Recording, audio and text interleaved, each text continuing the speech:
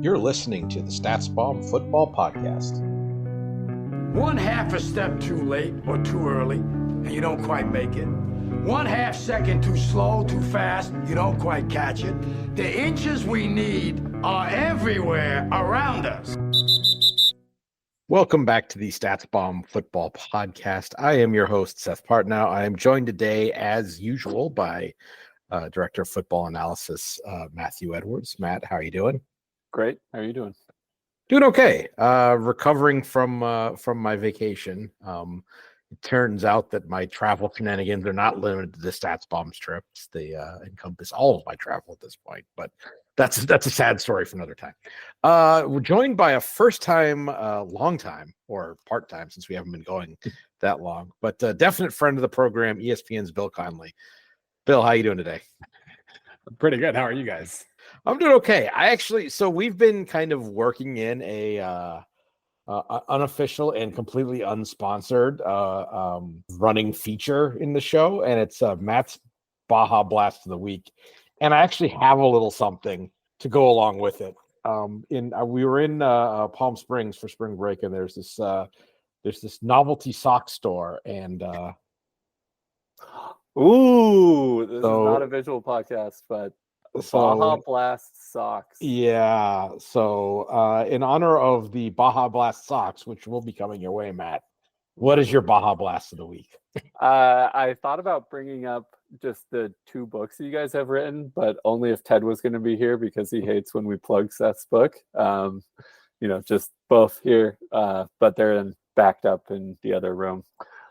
Today's Baja Blast of the Week, I brought it up on Twitter. In Canada, which I was super bummed, I learned that it's not in America. They're doing a McDonald's remix menu, and one of the items is a chicken hamburger where they put a McChicken little patty on top of like a cheeseburger, and it looks so good. That is something that I've actually done on my own. And so to have it like actually made by McDonald's looked really good. I did that in the dorms, actually. That was a dorm special because you can get them to put anything on there that you possibly want. So I tried the chicken and beef combo before. It's, not entirely regrettable, at least. Hey, that's a step. That's a good thing. A friend of mine used to get what was called, was it Hardee's or Carl's Jr. that had like the Great Western Cheeseburger or something? Oh, God, the one with the onion ring and stuff on it? Yeah. So a friend of mine made up one that he called the Great Western Intimidator, which was the bacon cheeseburger and the chicken, and would just smash them together, and it would be the Great Western Intimidator. Which was intimidating to me. Yeah, I can see Matt's eyes are lighting up, getting ready to try this. Strangely, this has been a common topic lately because I have a friend who's going to Augusta for the Masters for the first time ever, and he's studying that menu, where all the sandwiches are like $3 and everything. He's trying to study, like, what should I do here? And we started talking about how, like, yeah, I'm sure the pimento cheese sandwich is great, but if you get one of those chicken sandwiches and then you put that, like, just basically eat them at the same time, put the chicken in with the pimento cheese, that sounds amazing. And so he was trying to figure out all the combos that he could spend like $6 on and get super full. Do you think Augusta has a secret menu like In-N-Out? I think that is the secret menu. You order 2 things and mash them together, but seems a little too straightforward to go too far with the secrets, I think. Yeah. Fair enough. So football. I'm not sure there's there's a natural segue to that. We've been talking about having you on a podcast for a long time, Bill, before we even actually had a podcast. And one of the reasons is I think that in terms of doing sort of hardcore analysis of collegiate football, you are probably one of the deans. Not to date you or anything. You started very young. Sure. But I just, sort of wanted some of your thoughts as, you've seen new data sources come online, over the last several years. Just some broad thoughts from you about like what has changed over the years. And Matt, I'll open that up to you as well, since you've sort of experienced it more in the playing, coaching, team side of things. It has been pretty funny just thinking back to all the ways when we were at SB Nation, we basically had a single line of play-by-play to deal with. Spent years trying to coax everything possible out of that single line. And I mean, I think I'd like to think I did some pretty interesting things. They were interesting to me anyway. Looking at the number of solo tackles you allowed as a way of talking about how you spread defenses out, just things like that. Over the last few years, I haven't had to do any of that because we just have real data, like real charting level data to play with. And once you have that, it's almost felt like I've been lazy of late because I haven't tried to experiment and figure out anything on my own because other people are doing that now. And I just take it and reference it in my own writing. And so that's good. It felt like for a long time, it was just kind of a few of us out here playing with stuff and trying to figure out how to push so-called college football analytics forward. And now you can just kind of walk in and get yourself familiar with what people are doing, and you have so much more at your disposal. And so along those same lines, coaches do too. Pretty much everybody subscribes to something, whether it's the book of championship analytics or whatever that might be. Everybody is understanding that this might be a way to go now. And it's a cool place for me to be. I'm not trying to sell a product of my own or anything, so it might be a little different in that regard, but it's great for me at least.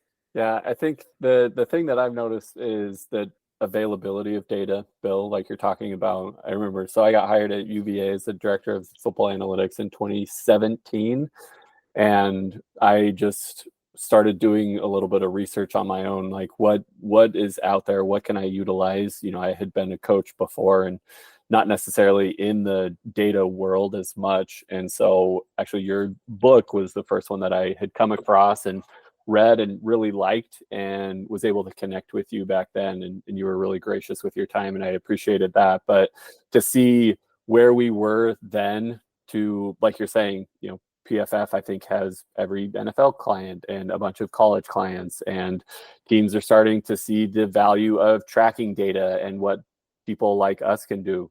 Tracking data has been new within the past couple of seasons. The Big Data Bowl has obviously done a lot on the NFL side, and people are getting jobs and new metrics are being created, and so much is being done in that space. And there's not that same, kind of universal tracking data available at college unless you use a third party. And so places like us, we feel like we can fit that and fill that space in the college level. And the amount of things that we're able to do, like I spend a lot of my day just perusing our database, like, oh, what else can I find? Like, what else is there even in this data? And I'm constantly finding new things. And it's crazy the amount of data, like Bill, you were saying, you go from one line of, down distance, field position, maybe a little bit more information, to actual locations of everybody, hundreds of times per play. It's wild. Well, it's funny too, because Study Hall, that first book that I wrote, it wasn't an analytics book. It was more just intended to be like, here's some stuff you can think analytically about. Now, somebody come and take this mental and go with it. Let's actually have a analytics universe for college football, because that certainly didn't exist in 2013 or whenever that was written. But yeah, it has just, I can't say it's exploded like soccer has. I can't say it's exploded like other sports have, but it exists now, and it didn't exist 10 years ago. And that alone is a pretty cool place to be. What of the stuff that you were doing when you were trying to, in the face of a scarcity of data, you're trying to proxy for all these things are important, and certainly a lot of the work at play-by-play level across sports has been trying to find, whether it's in a flow sport like hockey, trying to get some measure of possession and attacking intent, and or easing out fat transition play in basketball but along those lines, what are some things that you were I don't want to say guessing at, but like MacGyvering a little bit that have turned out with better data to really bear out? Yeah, I mean, I think the spread thing was really interesting. That was one I was pretty happy with, figuring out how to basically flip that around, and instead of looking at solo tackles and assists for defensive players, flipping that around and looking at it from the other side of the ball and figuring out what that might mean. Because, you looking at the teams that have like a high percentage of solo tackles allowed, you get like Texas Tech and a bunch of spread happy, pass happy teams. But then you also got like Kansas State. I thought that was really interesting. Actually, the one time I talked to Bill Snyder, I talked to him about that because we thought of them as like a quarterback power kind of team or whatever, but they did a really sneaky way of making defenses take on either small, super quick guys or big lumbering quarterbacks in space. And that was their intent. And so I've kind of stumbled across a way to measure that. So that was kind of cool. And I mean, a lot of what I did was an attempt to figure out style, because the quality part, I mean, every year that goes by, I try to tweak my SP Plus ratings in a way that makes them at least slightly better. And I don't always do that, but it at its heart, it's still in a lot of ways what it was when I only had the single line play-by-play data. The pure efficiency measure success rate that I've been using for 15 years now, about, getting 50% of your yards on first down, 70% on second, 100% on third. That's still like the best predictor that I've found in terms of stats that are actually maintainable from play to play and drive to drive. And so that part hasn't changed all that much as data's gotten better, but just being able to kind of home in a little bit more on just what coaches are trying to do to be efficient or make big plays or whatever. That's been a lot of fun. And certainly I think some of the stabs I took 5-10 years ago were relevant, but what we have now is so much better and so much more fun for those purposes specifically. Is it too reductive to say that, yes, the teams that are good, right, but now we can start to see how? Yeah. No, I mean, that's more or less it, because I mean, all you have to do is look at talent levels to figure out who's probably going to be good. Our friend Bud Elliott, his blue chip ratio is still like, if half your recruits aren't blue chippers, you're not winning the national title. Eventually there'll be some fluke year at some point, but that's been pretty much a guarantee for the last however long. So what's interesting to write about, what's interesting to play with data in regard to is what the teams that don't have all the 5 stars do to try to make up ground. And there are always interesting stories to be told in that regard. But yeah, that's where the new data has especially come in handy. And I assume new data has also made player evaluation a completely different game, and will continue to kind of redefine things that in that regard in the years to come. I'm glad you went that way, because that's sort of a perfect segue into, for those fans of college basketball, you may have seen that John Calipari is leaving Kentucky to go to Arkansas, which seems like just in terms of prestige of program, seems like a lateral at best and possibly even a step down, until you hear that he's getting like a $5 million a year NIL kitty, which my understanding is, and you can correct me if that's sort of a Bud, who you mentioned, was like, that's maybe a mid-tier ACC or Big East team might have a $5 million a year NIL budget. So it's, if you're talking about some of your bigger college football programs, it's not very much, but for college basketball, that's pretty huge. But how, like, you're talking about an exception to the blue chip. Well, how does it figure out, okay, every blue chipper might or might not work out? What if you could pick the guys who only worked out, right, by grabbing them in the portal? And how does that change how things work almost? Yeah, the portal has definitely, I'm one of the few people it feels like sometimes that really, really like both soccer and football. And I've written about the European football for a few years now with ESPN, and it's made these worlds seem even more similar, because in soccer you get used to kind of just the talent paths up and down. When you succeed at a lower level team, you move up. If you go up to a higher level team and you don't quite work out, you move down. And now we kind of see the same thing with coaches or with players in college football. And I think it hasn't been a dramatic evener yet by any means, but there's no question that I'm in the process of updating everybody's rosters for my preview series that'll start in like late May. And it was really cool to update UMass's roster and realize like, wow, they have more like former mid to high 3-star guys than they've ever had before. Because as they say, like water finds its level a little bit more when players can move a little bit more freely. And I'm sure it's really hard for coaches. It's added this completely different level of work for coaches in general to have to maintain these rosters on a day-to-day basis. But you do see the kind of the second tier power conference programs finding ways to get a few more blue chippers on the field. And you see even the UMass is figuring out ways to get more 3-star guys on the field as compared to before. And I think that's probably pretty healthy for the game. It might not be healthy for coaches who don't sleep, especially in like November through February or whatever. But I think that alone has been pretty good for the sport. There's been a lot of stuff that's not good for the sport right now. And it's coming hot and heavy, but I think the player movement angle has been kind of interesting. And you're right. I do think that was going to be my guess. Bud would know better than I do, but that was going to be my guess is $5 million for a football team is kind of mid-tier at this point. But for a basketball team that can only have 13 players at a given time, you're gonna be able to do some damage with that, you figure. Not that John Calipari has ever struggled to recruit. Like that hasn't been his issue, but he's not going to struggle to recruit at Arkansas, you don't think?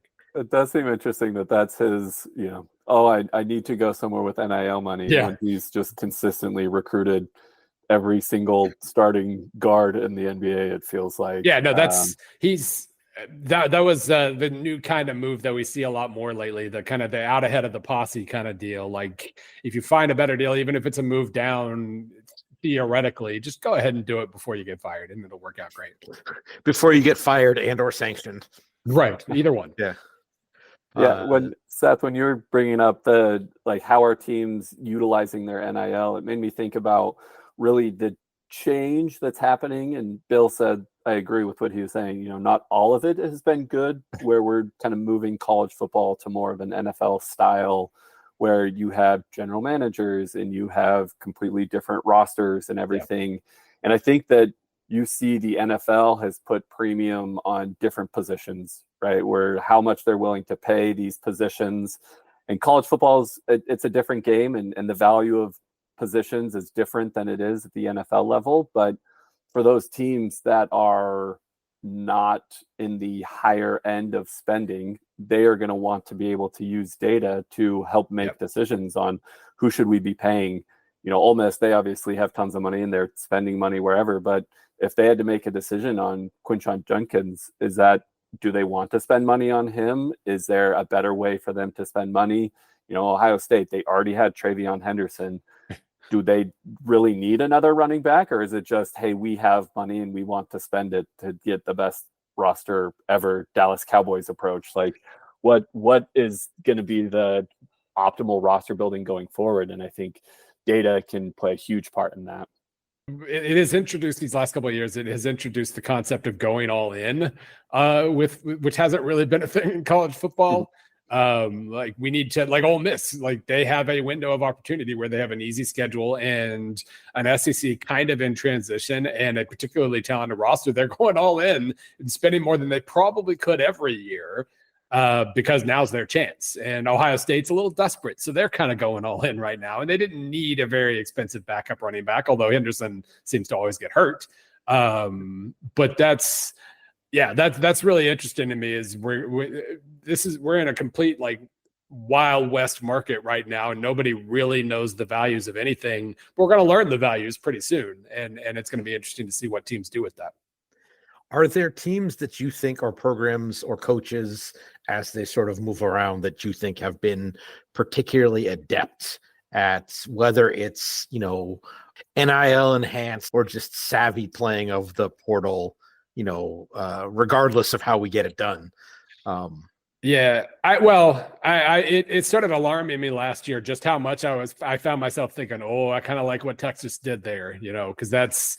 It's a lot more fun when Texas isn't living up to potential. I say that both as a Missouri fan and as a fan of when the Blue Bloods don't have their act together in general, and we get more fun stories that way. But it sure seemed like as a Manchester United fan, that hurts me. But go on. As a Manchester United not fan, it makes me very happy.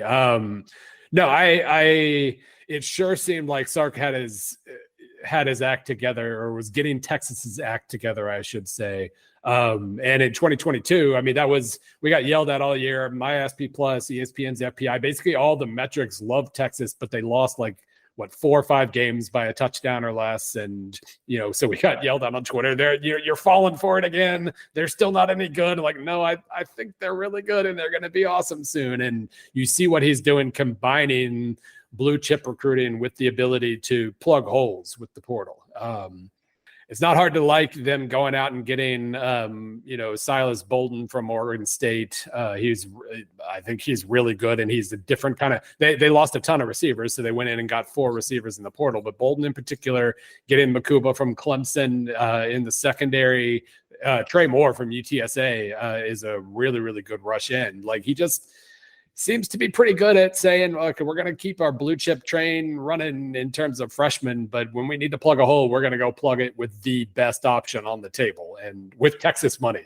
It's hard to get all the arrows pointed in the right direction at Texas, but it sure seems like most of them are at the moment, and that's a pretty scary thought. Yeah, I think another good example is what Michigan has done in the transfer portal with offensive linemen. Yeah.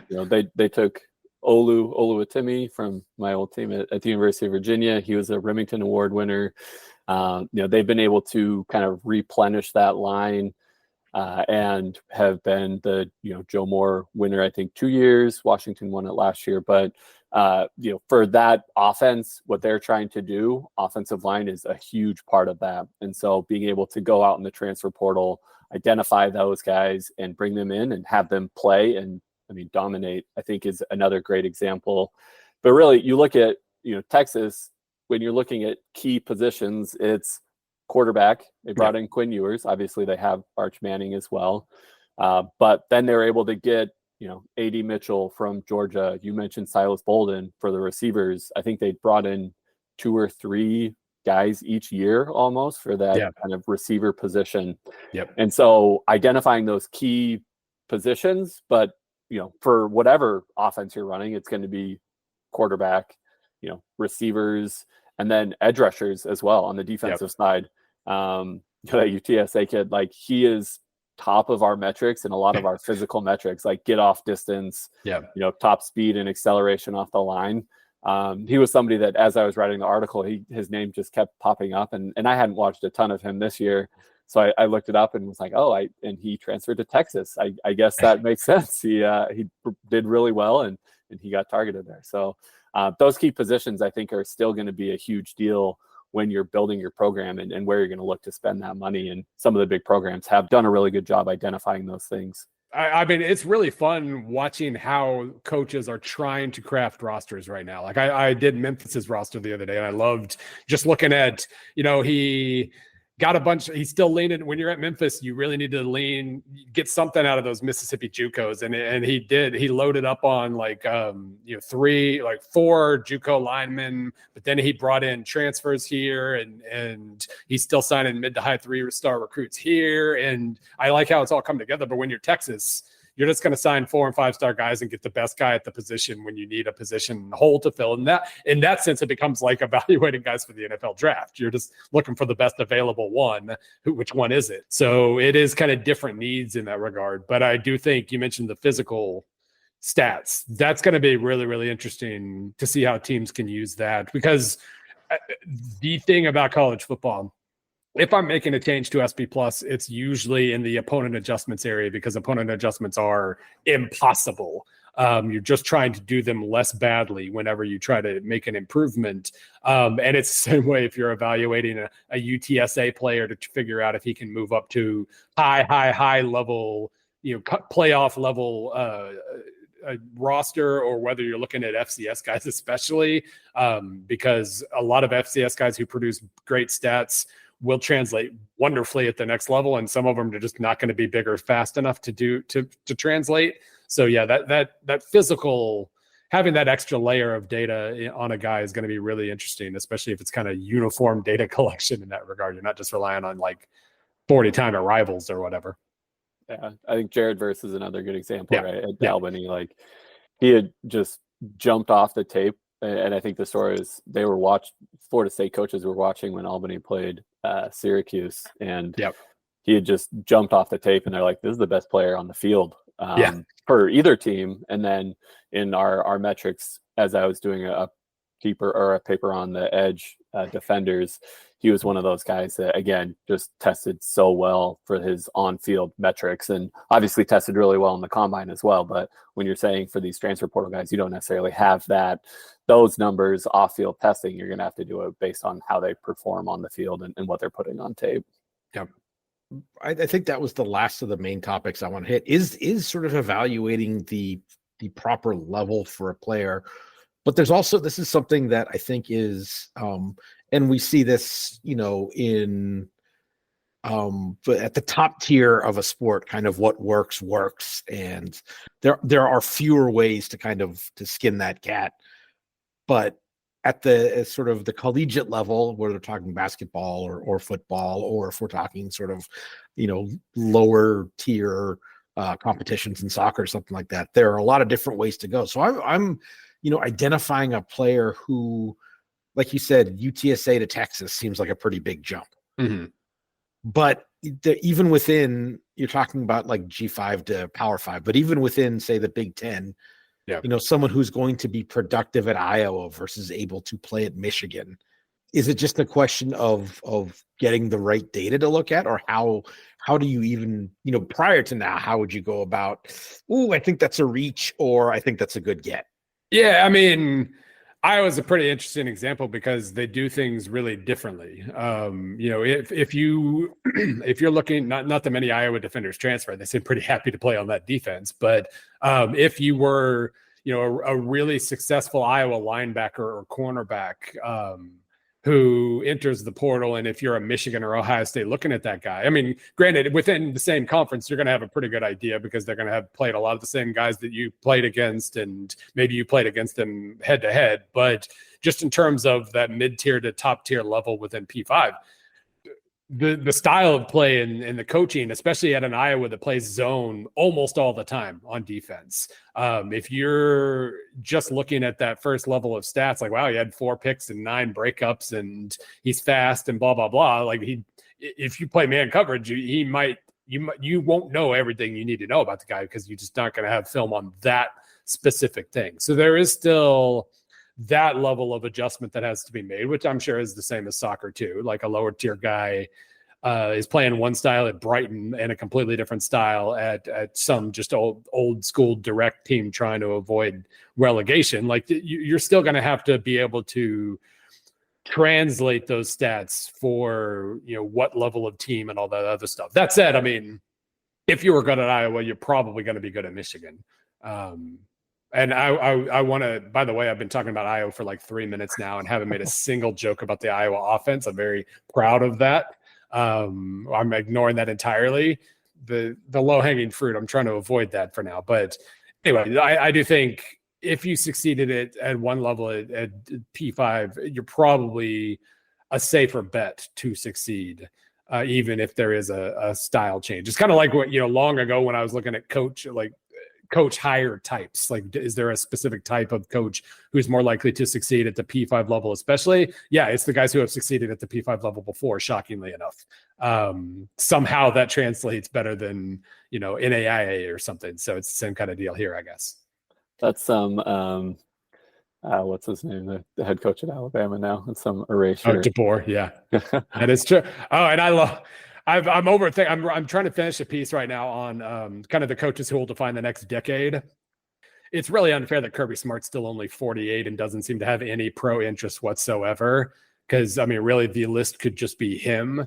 But I've been trying to just spread it out category to category. Now I'm to the small school guys, and I've just been overthinking this for hours now. Like the Hardin coach versus the Mount Union coach versus the, I want to get it right, and I have no idea who to put on the list. So yeah, the next DeBoer is an agonizing topic for me at the moment. I guess the last thing I want to talk about is we've been talking about players that find their level, and you were talking earlier about UMass getting more kind of 3 stars. Are those players kind of stepping up to UMass or dropping down? And is there sort of a, to go in like almost economic terms, is there almost a market for lemons where a guy how much stock do you put in a guy? Okay, that he was a 4-star recruit, right? That it just didn't work out. And there's not like he didn't get hurt or he didn't have like off-field stuff. He just turned out to not be as good as we thought. Is that at what point do you like, all right, there's still talent there, we just need to get at it? Or is that the way you get yourself fired? No, that's absolutely the guys who are falling to UMass are falling. Okay. So yeah, like if I keep track of their recruiting rankings, but like their quarterback from last year, Tyson Fomachan, former 4-star quarterback, obviously not a 4-star quarterback. But what I figure it means is even if they haven't been successful as football players, it definitely means that UMass is more athletic than they were at one point, because that's where a lot of those recruiting rankings are going to come from, is just the raw athletics tools. We're talking about translating. Obviously, translating from high school to college is a whole different game. And so these guys signed with a power conference team or whatever, they clearly haven't played at that level, and that's why they've fallen down to UMass. But if you're Don Brown at UMass and you want to have super athletic guys on defense who can be super aggressive, you're looking at these former 4-star guys and thinking, okay, maybe I can fix him. Maybe I can coax the talent out of him. And if I do, then he's obviously a stud athlete. And look at me, look how great my defense could be. So that's the line of thinking there is obvious. But no, if you're falling to the number 128 or whatever team in SP Plus and FBS, you clearly aren't living up to 4-star potential, or you haven't yet anyway. I think the funny dichotomy for coaches of thinking they can fix other people's players and mistakes, and then being happy that somebody else is taking one of their own players. Like, how are you possibly seeing this guy? He's not any good. Like, it's just, it would be so hilarious to me when we'd be sitting in recruiting meetings to just think, you're saying the exact same thing about that's the whole thing about the draft too, is you see a quarterback who can throw the ball 100 yards, Joe Milton, but hasn't ever really shown amazing potential as a quarterback. You're watching him and thinking, I can fix that guy, he can be my Josh Allen or whatever. It's the same story here. I do like what Don Brown did, though, by the way. He's taken this year on defense alone. I didn't really realize I was going to be talking about UMass this much. This feels very PAPN of us. Yeah. He took in 4. Let's see. He's taken in 5 transfer defensive backs. 1 from Notre Dame, a kid who was a high 3-star guy, obviously. But then 1 from Bryant, 1 from Dartmouth, and 1 from West Liberty, 1 from Tennessee State, who had fallen. He was a mid 3-star guy who fell to Tennessee State. Now he's coming back up. I like the diversity there, of bringing in the small school guys next to the big school guys and saying, okay, one of you's got to be good. So let's figure it out. This feels like almost like the backstory of like an Expendables style.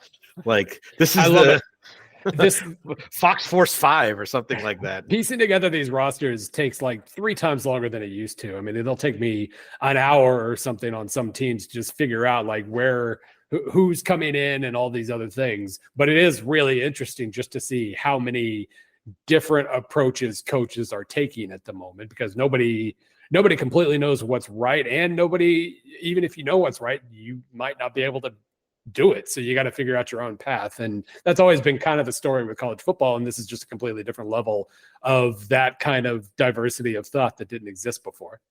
Yeah, I'd say that's the thing that I love about college football the most, is just the diversity in everything, size of schools, tradition, offensive styles, defensive styles. So when you're adding in like how you're going to build and change your rosters to all the other differences, I think it just is another thing that makes the sport so great. Like the NFL wants all their teams to be the same, right? They shoot for parity every season with everything that they do, schedule, draft, all that. Whereas college football has never, ever been about parity. It's about just, let's all go out and have a big party on a Saturday. And it's a great thing. Yeah. It's kind of the best thing about college football is it's a giant leaderless mess. And the worst thing about college football is by far that it is a giant leaderless mess. So hopefully the messiness continues in the way I want it to, and not necessarily in ways I think it might be going here moving forward. Well, cool. I think that seems like as good a place to stop for the week as any. Bill, do you have anything else you kind of want to plug or you want to hit before we let you go? No, well, unfortunately, my next book isn't going to be ready for like another year, so I can't really plug that one just yet. I'm working on it. Same. So, sorry, Ted. Oh yeah, same too. Oh shoot. But no, I mean, otherwise, I will say the transfer portal completely wrecked my habit of starting my next season preview series in February. I learned my lesson last year, so that'll start. But that it will still start. It still exists. It'll start in like mid to late May. So certainly be on the lookout for that. I've been storing up thoughts for weeks now in a way that I'm not really used to. Not writing as much on the football side at the moment, just storing it all up. But it'll come out here in another month and a half or so. Just mainlining Bundesliga, huh? I mean, that part's never changed. That's always the case. If you want me to share thoughts on Christian Streich and whatnot, I can certainly do that. But no, for now, I've deprived the world of some of my football thoughts. If we started talking about stuff like that, I think James York would atomic elbow drop me out of the way so we could get back to the old StatsBomb podcast. But he's not in Columbia, Missouri, and I can therefore just commandeer this till you hit the stop button. So there you go. Well, Bill, this has been fun. We'll have to have you back at appropriate times this season, but wanted to thank you both for joining us and for being a pretty valuable resource for us here at StatsBomb in terms of having that error check of no, this is stupid and not how it works. It's very nice to have people who can say things like that. So thanks for that. And it's very nice to have other people doing all this, so I can just stand atop and go, no, don't do that. Do this instead, and then not have to worry about the consequences of it.